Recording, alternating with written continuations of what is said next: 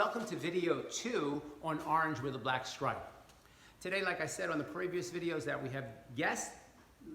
We have Shihan Kathy and Shihan Billy here to help me. We are practicing social distancing. Shihan Kathy and Shihan Billy are married. They live in the same house.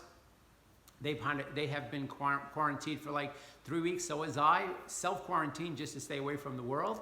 But they volunteered to come in today, and we're practicing that social distancing. But they can work with each other because they live in the same environment. And it also makes it a little bit easier and clearer for me to explain these videos to you. So you have an ukitora. That means a person working with each other than me working by myself. Okay? So the next techniques that we're going to do, we're going to do 3 techniques on this one. Okay? We're going to do a rear finger choke. We did the front finger choke. We're going to do a rear forearm choke, and we're going to do a rear underarm bear hug. Maybe we'll have time to do a rear underarm bear hug. Maybe we'll have time to do 4. Let me see how the video runs.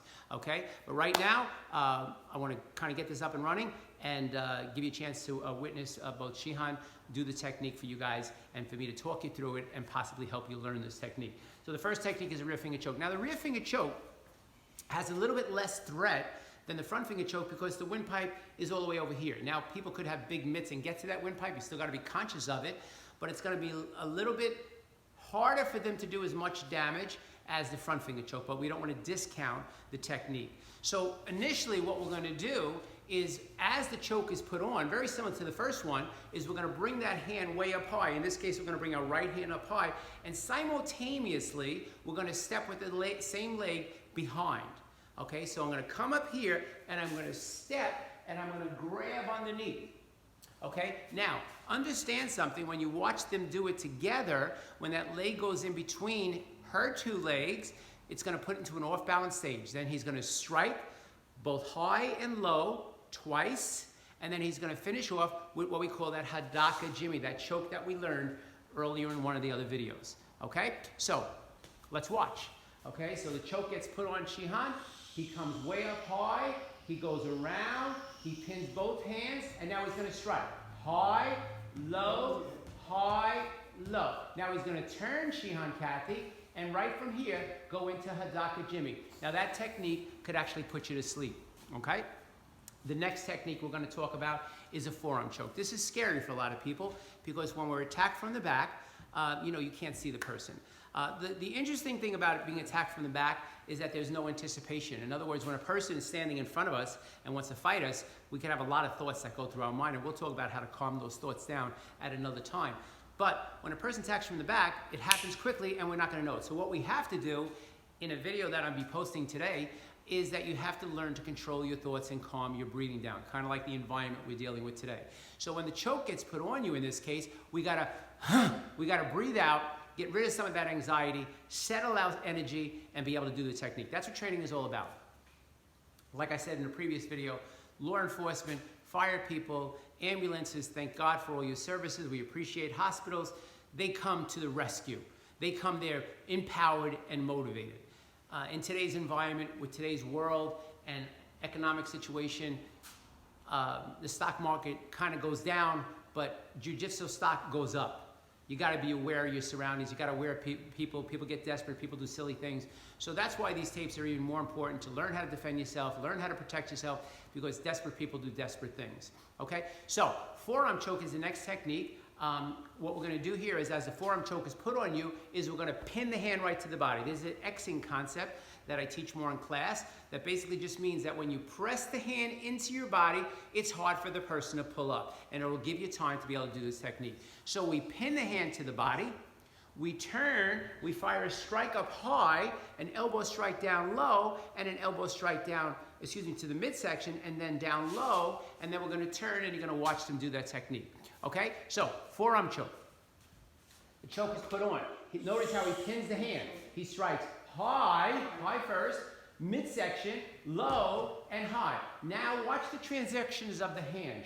He's going to grab and hit. Now he's going to turn into Shihan. He's going to grab her, knee strike her, boom, and then downward elbow strike. Okay? So the technique, when you know what you're doing, is not that hard. The problem is when we don't know what we're doing, and that's what training is all about. So let's watch that one more time. Forearm choke, he pins the hand, high, middle, low, turns into Shihan Kathy, knee strikes her, boom, and then downward elbow strike. Exactly. All of these strikes eventually are taken to a sweep and a throw. But at this level, we teach you how to deal with more techniques that deal with hand combat, using your mid-range, using your mid-range weapons, your distance weapons, and your infighting weapons, because that's what you've just learned. And then when we get to green belt, we started to introducing sweeps and throws. So the next technique we're going to talk about on this tape is a rear underarm bear hug. We've got to be careful of this technique, but this one is more or less a rear underarm bear hug. Kind of a friend is grabbing you, kind of being a little silly, might hurt you take some jiu-jitsu. You still got to be protective of those ribs, because when a person grabs us, and if they grab us really tight, they could actually break out ribs and cause problems. So regardless of anybody, your friends should not be grabbing you like this. If your friends are grabbing you like this, you need to get some new friends, all right? A friend grabbed me similar to this once, and that's exactly what I said, once, because the next time they didn't grab me like this, okay? So you don't let people put their hands on you, unless you're inviting them to put their hands on you, all right? So you want to kind of pop your hips forward to take a little pressure off those ribs. We'll talk about that more in the next technique. And in this case, we're going to go back to the nerve center, as I taught it on a previous video, and we're going to take that one knuckle strike and hit to the back of the nerve right there. Remember we talked about that earlier. So we're going to strike to that nerve center, which is going to break the hold free, and then we're just going to walk back, and we're going to step back into that defensive stance that we talked about, I think, on the first and second video. So let's take a look at that. So the person comes up from behind it, kind of a casual grab. Sensei pops his hips forward, bang, hits with that nerve center, walks out the front door, and goes back into a defensive stance. Now, Sensei could have struck and hit, but again, remember what I said this situation is. This is about the person who's grabbing you, maybe heard you take some jiu-jitsu, maybe they're fooling around, and we don't want to be extreme with them. So that's this. Now, the next one is a little bit more of the extreme scenario, okay? Where the person is going to grab us on a rear overarm bear hug, okay? And now we feel a little bit more threatened, okay? So on the rear overarm bear hug, we don't want to get knocked down, all right? We could get pushed down. So in the rear overarm bear hug, we want to take and pin those hands. Now the problem with the rear overarm bear hug is because the hands are on us, we can't go with a high elbows, a high strike, because the hands will block us. So what we're going to do is we're going to pin the hands and settle our weight. From here, we're going to stamp. You'll see this better with Shihan Billy and Shihan Kathy. We're going to stamp on the person's foot, which is going to bring their thoughts down there. And bang, we're going to headbutt, which is going to bring their thoughts back up there. And they're going to show this technique on how it works with another person. And that's why I'm so grateful to have them here today. So rear overarm bear hug. All right, so I'm going to talk them through it, and you take a listen. All right, so the grab gets on, he pins both of the hands, he stamps on the foot, and he headbutts from here. Now, because of this, he's going to do an elbow strike to the body, face, body, groin, face, and now he's going to turn in and do that elbow strike to the body, and I just wanted to make a reference. Shihan went to go strike hard. That's because that's the preferred strike. And in the case where Shihan Kathy was grabbing Shihan Billy, her arms opened up and he had that shot. The reason why we tell you to go to the body first on this one is if the person's hands didn't open up. So instinctively, if the hands open up, you do want to go to the face.